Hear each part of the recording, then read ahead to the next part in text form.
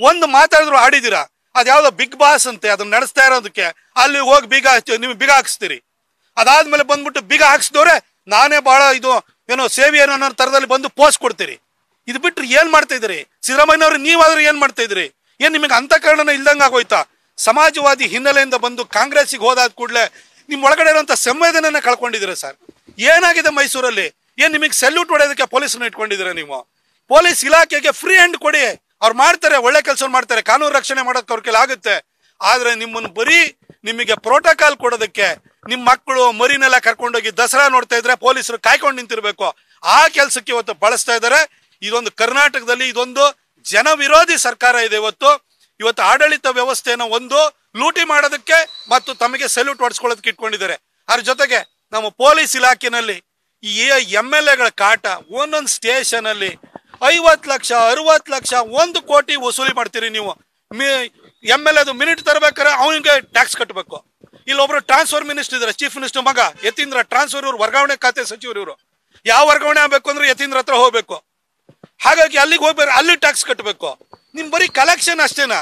ಯಾರು ಜಾಸ್ತಿ DK ಜಾಸ್ತಿ ಕಲೆಕ್ಷನ್ ಮಾಡಿ ರಾಹುಲ್ ಗಾಂಧಿ ಕಳಿಸ್ತಾರೋ, ಸಿದ್ದರಾಮಯ್ಯನವ್ರು ಜಾಸ್ತಿ ಕಲೆಕ್ಷನ್ ಮಾಡಿ ರಾಹುಲ್ ಗಾಂಧಿ ಕಳಿಸ್ತಾರೋ, ಈ ತರ ನಿಮ್ದು ಹೋರಾಟ ಇಲ್ಲಿಗೆ ನಡೀತಾ ಇದೆ. ಜನಕ್ಕೆ ಯಾವುದೇ ರಕ್ಷಣೆ ಇಲ್ಲ. ಮೈಸೂರು ಜನ ಇದನ್ನ ನೋಡ್ತಾ ಇದ್ದಾರೆ, ಏನು ಮಾಡಕ್ಕಾಗಲ್ಲ, ಅಸಹಾಯಕರಾಗಿದ್ದಾರೆ. 5 ವರ್ಷ ನಿಮಗೆ ಕೊಟ್ಬಿಟ್ಟಿದ್ದಾರೆ. ಹಾಗಾಗಿ ಸೈಲೆಂಟ್ ಆಗಿ ಇದನ್ನ ಸಹಿಸ್ಕೊಳ್ಬೇಕಾದಂತ ಪರಿಸ್ಥಿತಿ ಬಂದಿದೆ. ಆದ್ರೆ ನಾನು ಸಿದ್ದರಾಮಯ್ಯನವರಿಂದ ಇಂಥದನ್ನ ನಿರೀಕ್ಷೆ ಮಾಡಿರ್ಲಿಲ್ಲ. ರಾಜು ಮಾಡ್ರಾದಾಗ್ಲೂ ಕೂಡ ಬೀಗರೂಟಕ್ಕೆ, ಬಾಡೂಟಕ್ಕೆ, ಮದುವೆಗೆ, ಮುಂಜಿಗೆ ಬರ್ತಾ ಇದ್ರಿ. ಅವನ್ ಮನೆ ತಿರುಗಿ ನೋಡ್ಲಿಲ್ಲ. ಇಲ್ಲೇ ಬೆಂಗಳೂರಿನಲ್ಲಿ ಕಾಲ್ ತುಳಿತಾದಾಗ IPL ನಂತರ ಅಲ್ಲೂ ಕೂಡ 11 ಜನ ತೀರ್ಕೊಂಡ್ರು, ಅವ್ರ ಮನೆಗೆ ಹೋಗ್ಲಿಲ್ಲ. ಇಲ್ಲಿ ಯಾವ್ದೋ ನಿಮ್ಮ MLA ಮಗಳ ರಿಸೆಪ್ಷನ್ ಬಂದ್ರಿ ನೀವು. ಈಗ ನಿಮ್ಮಲ್ಲಿ ಈ ಹೃದಯ ಭಾಗದಲ್ಲಿ ದೊಡ್ಡಕೆರೆ ಮೈದಾನದಲ್ಲಿ 9 ವರ್ಷದ ಬಾಲಕಿಯ ಮೇಲೆ ಅತ್ಯಾಚಾರ ನಡೆದಿದೆ, ಹತ್ಯೆ ಆಗಿದೆ. ನೀವು ಇದಕ್ಕೂ ಸ್ಪಂದಿಸಲ್ಲ, ನಿಮ್ಮ ಮನಸ್ಸು ಮಿಡಿತಾ ಇಲ್ಲ ಅಂತಂದ್ರೆ ನೀವೇನ್ ಕಲ್ಲಾಗಿದ್ದೀರಾ ಸರ್ ನೀವು? ನಜರ್ಬಾದ್ ಸ್ಟೇಷನ್ಗೆ ಈ ತರದೊಂದು ಗಲಾಟೆ ಇದೆ, ಜೀವ ಭಯ ಇದೆ ಅಂತ ಹೇಳಿ ಒಂದಷ್ಟು ರೌಡಿಗಳು ಕಂಪ್ಲೇಂಟ್ ಕೊಡುವಂತ ಪ್ರಯತ್ನ ಮಾಡಿರ್ತಾರೆ. ಆದ್ರೂ ಕೂಡ ಎಚ್ಚೆತ್ತುಕೊಳ್ಳೋದಿಲ್ಲ. ನೋಡಿ, ಪೊಲೀಸ್ ಇಲಾಖೆಯಲ್ಲಿ ಇವತ್ತು ಹೇಗಾಗಿದೆ ಅಂತಂದ್ರೆ ಈ MLAಗಳ ಮಿನಿಟ್ ಕಾಟ, MLAಗಳಿಗೆ ಟ್ಯಾಕ್ಸ್ ಕಟ್ಟಾದ್ಮೇಲೆ ಇಲ್ಲಿ ಯತೀಂದ್ರ ಕಾಟ, ಯತೀಂದ್ರ ವರ್ಗಾವಣೆ ಖಾತೆ ಸಚಿವರದು, ಅವ್ರಿಗೆ ಟ್ಯಾಕ್ಸ್ ಕಟ್ಟಬೇಕು. ಆಮೇಲೆ ಇಲ್ಲಿ ಯಾರನ್ನಾರು ಒಬ್ಬರನ್ನ ಹಿಡಿದ್ರು ಅಂತ ತಿಳ್ಕೊಳ್ಳಿ, ಡ್ರಗ್ ವಿಷಯದಲ್ಲಿ ಯಾರನ್ನ ಹಿಡಿದ್ರು, ಅವ್ರು ಯಾವ ಜಾತಿಗೆ ಸೇರಿದವರು, ಆ ಅಧಿಕಾರಿ ಯಾವ ಜೊತೆಗೆ ಸೇರಿದವರು, ಯಾವ ಮಿನಿಸ್ಟರ್ ಫೋನ್ ಬರುತ್ತೆ, ಅದ್ರ ಬಗ್ಗೆ ಯೋಚನೆ ಮಾಡಬೇಕು. ಅವ್ನು ಯಾವ ಜಾತಿ ಅಂತ ಯೋಚನೆ ಮಾಡಿ ಕ್ರಮ ಕೈಗೊಳ್ಳುವಂತಹ ದುಸ್ಥಿತಿ ಇವತ್ತು ಪೊಲೀಸ್ ಇಲಾಖೆ ಬಂದಿದೆ. ಹಾಗಾಗಿ ಪೊಲೀಸ್ ಇಲಾಖೆ ಕೂಡ ತಮ್ಮ ಕ್ಷಮತೆಗೆ ಅನುಗುಣವಾಗಿ ಕೆಲಸ ಮಾಡ್ಲಿಕ್ಕೆ ಆಗ್ತಾ ಇಲ್ಲ.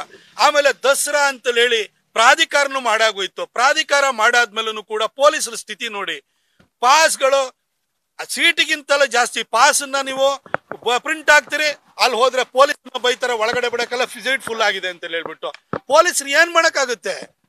ನಮ್ಮ ಪೊಲೀಸರಿಗೆ ಗ್ಯಾಂಗ್ ರೇಪ್ ಕೇಸನ್ನ ತಕ್ಷಣಕ್ಕೆ ಪತ್ತೆ ಹಚ್ಚಿದಂತ ಪೊಲೀಸರಿಗೆ, ಈ ಬಾಲಕಿಯ ಮೇಲೆ ಅತ್ಯಾಚಾರ ಮತ್ತು ಹತ್ಯೆ ನಡೆದಿದ್ದ ಪ್ರಕರಣನು ಕೂಡ 24 ಗಂಟೆ ಒಳಗಡೆ ಕ್ರಾಕ್ ಮಾಡಿರುವಂತ ನಮ್ಮ ಪೊಲೀಸರಿಗೆ ಈ ಕಾನೂನು ಸುವ್ಯವಸ್ಥೆನ ಕಾಪಾಡೋ ಶಕ್ತಿನೂ ಇದೆ. ಆದ್ರೆ ಅವರಿಗೆ ಈ ಮಿನಿಟ್ ಕಾಟ, ಈ ವರ್ಗಾವಣೆ ದಂಧೆ ಕಾಟ, ಹಾಗೆ ಅರೆಸ್ಟ್ ಮಾಡ್ತು ಅಂತ ಹೇಳಿದ್ರೆ ಯಾವ ಜಾತಿ ಮಿನಿಸ್ಟರ್ ಕಾಲ್ ಮಾಡ್ತಾನೆ ಅನ್ನೋ ಕಾಟ, ಈ ಒಂದು ಭಯದಿಂದಾಗಿ ಅವರು ಕೆಲಸ ಮಾಡ್ಲಿಕ್ಕೆ ಆಗ್ತಿಲ್ಲ. ಹಾಗಾಗಿ ನಾನು ಪೊಲೀಸರನ್ನ ನಾನು ದೂರಕ್ಕೆ ಹೋಗಲ್ಲ. ದಸರಾ ಅಂತ 50 ಲಕ್ಷಕ್ಕಿಂತ ಹೆಚ್ಚು ಜನ ಬರ್ತಾರೆ, ಅವ್ರಿಗೆಲ್ಲರೂ ರಕ್ಷಣೆ ಕೊಡ್ಬೇಕು. ಆ ಮಧ್ಯದಲ್ಲಿ ಅವ್ರ ರಕ್ಷಣೆ ಹೇಗಾಗಿದ್ರೆ ಜನಕ್ಕೆ ರಕ್ಷಣೆ ಕೊಡೋದು ಬಿಟ್ಟು ಈ ಮಂತ್ರಿಗಳು ದಂಡು ಬರುತ್ತೆ, ಇವ್ರಿಗೆ ಪ್ರೋಟೋಕಾಲ್ ಕೊಡು, ಇವ್ರಿಗೊಂದು ಎಸ್ಕಾರ್ಟ್ ವೆಹಿಕಲ್, ಇನ್ನೊಂದ್ ಕಡೆ ಮುಂದೆ ಒಂದು ಪೈಲಟ್ ವೆಹಿಕಲ್, ಮುಂದೊಂದು ಹಿಂದೊಂದು, ಈ ತರ ವೆಹಿಕಲ್ ಗಳು ಹಾಕೊಂಡು ಪೊಲೀಸರಿಗೆ ಹೋಗಿ ಅವ್ರು ಎಲ್ಲಿ ದೋಸೆ ತಿಂತಾರೆ, ಅವ್ರ ಮೊಮ್ಮಕ್ಕಳನ್ನ ಯಾರು ಕರ್ಕೊ ಬರ್ತಾರೆ, ಅವ್ರ ಮಕ್ಕಳನ್ನ ಯಾರು ಕರ್ಕೊ ಬರ್ತಾರೆ, ಇವ್ರನ್ನ ಹೋಗಿ ಸಮಾಧಾನ ಮಾಡದೆ ಪೊಲೀಸ್ ಇಲಾಖೆಯ ಒಂದು ಹೀನಾಯ ದುಸ್ಥಿತಿ ಬಂದು ತಲುಪೋಗಿದೆ. ಹೀನಾಯ ಸ್ಥಿತಿಗೆ, ದುಸ್ಥಿತಿಗೆ ಪೊಲೀಸ್ ಇಲಾಖೆ ಬಂದು ತಲುಪೋಗಿದೆ. ಇನ್ನೇನ್ ಮಾಡ್ತಾರೆ? ಮೈಸೂರಿನಲ್ಲಿ ಇವತ್ತು ಇಸ್ಪೀಟ್ ದಂಧೆಗಳು ನಡೀತಾ ಇದಾವೆ. ಎಲ್ಲಿ ನೋಡಿದ್ರು ಕೂಡ ಇಸ್ಪೀಟ್ ಅಡ್ಡಗಳು. ಏನ್ ಮಾಡ್ತಾರೆ ಪೊಲೀಸರು? ಇಲ್ಲಿ ಬಂದು ಮಿನಿಟ್ಗೆ 50 ಲಕ್ಷ 60 ಲಕ್ಷ ಕೊಟ್ಟು ಬಂದಿರೋನು ಅಲ್ಲಿ ಇಸ್ಪೀಟ್ ದಂಧೆ ನಡೀತಾ ಇದೆ ಅಂತ ಹೇಳಿ ಅಲ್ಲಿ ರೈಡ್ ಮಾಡಕ್ ಹೋಯ್ತು ಅಂತಂದ್ರೆ ಅದು ಕೂಡ ಯಾವನ ರಾಜಕಾರಣಿಗೆ ಅವನ ಕಡೆಯಿಂದ ಫೋನ್ ಮಾಡಿಸ್ತಾರೆ. ಅವಾಗ ಏನ್ ಮಾಡ್ಲಿಕ್ಕೆ ಆಗುತ್ತೆ? ಇವತ್ತು ಇಡೀ ಮೈಸೂರಿನಲ್ಲಿ ಇವತ್ತು ಮಟ್ಕ ಇಸ್ಪೀಟ್ ದಂಧೆ ನಡೀತಾ ಇದೆ. ಹಾಗಾಗಿ ಕೊಲೆಗಳು ಜಾಸ್ತಿ ಆಗ್ತಾ ಇದಾವೆ. ಇದನ್ನ ಡ್ರಗ್ ಮಾಫಿಯಾ ನಡೀತಾ ಇದೆ. ಕಿರಾಣಿ ಅಂಗಡಿನಲ್ಲಿ ಇವತ್ತು ಡ್ರಗ್ಗಳು ಸಿಗ್ತಾ ಇದೆ, ಕೆಮಿಕಲ್ ಡ್ರಗ್ ಸಿಗ್ತಾ ಇದೆ, ಗಾಂಜಾ ಸಿಗ್ತಾ ಇದೆ. ಏನ್ ಮಾಡಕ್ಕಾಗುತ್ತೆ? ಪೊಲೀಸ್ ಇಲಾಖೆಗೆ ನೀವು ಇವತ್ತು ಪೊಲೀಸ್ ಎಸ್ಟಾಬ್ಲಿಷ್ಮೆಂಟ್ ಬೋರ್ಡ್ ಅನ್ನ ಆಕ್ಟಿವೇಟ್ ಮಾಡಿ ಪಾರದರ್ಶಕವಾಗಿ ಅವ್ರು ಟ್ರಾನ್ಸ್ಫರ್ ಮಾಡಿಸಿ. ಈ ರಾಜಕಾರಣಿಗಳು ಇವರು 5 ವರ್ಷ ಅಧಿಕಾರ ಇರುವಂತ ಸಂದರ್ಭದಲ್ಲಿ ಇವ್ರ ಮಕ್ಕಳು ಮರಿಗಳನ್ನು ಉದ್ಧಾರ ಮಾಡ್ಕೊಳ್ಳೋದಕ್ಕೋಸ್ಕರ ಮಿನಿಟ್ಗೆ ದುಡ್ಡು ತಗೊಂಡ್ಬಿಟ್ಟು ಅವ್ರನ್ನ ಸುಲಿಗೆಯನ್ನ ಮಾಡ್ತಾರೆ. ಇದರಿಂದಾಗಿ ಇಡೀ ಪೊಲೀಸ್ ಇಲಾಖೆಯ ಆತ್ಮಸ್ಥೈರ್ಯಕ್ಕೆ ಹೊಡೆತ ಬಿದ್ದಿದೆ. ಅವ್ರು ಏನ್ ಮಾಡಕ್ಕಾಗತ್ತೆ? 11 ತಿಂಗಳಿಗೆ ರಿನ್ಯೂವಲ್ ಚಾರ್ಜಸ್ ತಗೊಂಡೋಗಿ ಮಂತ್ರಿ ಮನೆ ಎದುರುಗಡೆ MLA ಮನೆ ಎದುರುಗಡೆ ನಿಂತ್ಕೊಳ್ಳೋಂತ ಸ್ಥಿತಿ ಇದೆ. ಹಾಗಾಗಿ ಅವ್ರು ಏನ್ ಮಾಡಕ್ಕಾಗುತ್ತೆ? ಅವರು ಒಂಥರ ಇವಾಗ ಸಂತ್ರಸ್ತರಲ್ಲಿ ಅವರು ಒಂಥರ ಸಂತ್ರಸ್ತರಾಗಿ ಹೋಗಿದ್ದಾರೆ. ಅತಿ ಹೆಚ್ಚು ದೌರ್ಜನ್ಯ ಇವತ್ತು ಪೊಲೀಸ್ ಇಲಾಖೆ ಮೇಲೆ ನಡೀತಾ ಇದೆ. ಹಾಗಾಗಿ ನಾನು ಪೊಲೀಸ್ ಇಲಾಖೆನ ದೂರಕ್ಕೆ ಹೋಗಲ್ಲ. ನ್ಯೂಸ್ ಫಸ್ಟ್ ನಿರ್ಭೀತಿಯಿಂದ ನಿಮ್ಮ ಪರವಾಗಿ.